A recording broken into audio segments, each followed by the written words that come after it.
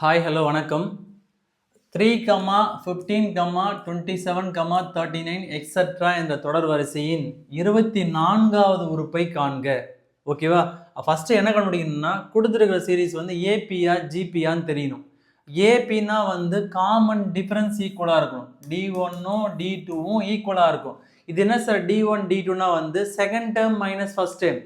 அப்போ இங்கே second term என்னவா இருக்குங்க 15, ஃபர்ஸ்ட் டேர்ம் என்ன இருக்குங்க 3.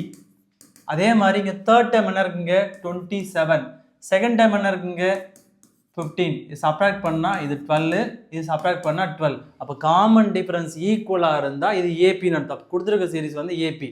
அப்போ ஏபியோட ஃபர்ஸ்ட் வேல்யூ என்னங்க 3. இந்த கொஸ்டினில் வந்து ஃபஸ்ட்டு என்ன இருக்கோ அது ஏவோட வேல்யூ. நெக்ஸ்ட்டு டின்னு பார்க்கும்போது 12. இந்த ஏபியோட ஜென்ரல் ஃபார்முலா வந்து Tn equal to a plus n minus 1 into d. இங்கே 24வது உறுப்பை கண்டுபிடிக்கணும். அதனால இங்கே என்னோட வேல்யூ வந்து 24. இதில் சப்ஸ்டிட் பண்ணலாம்.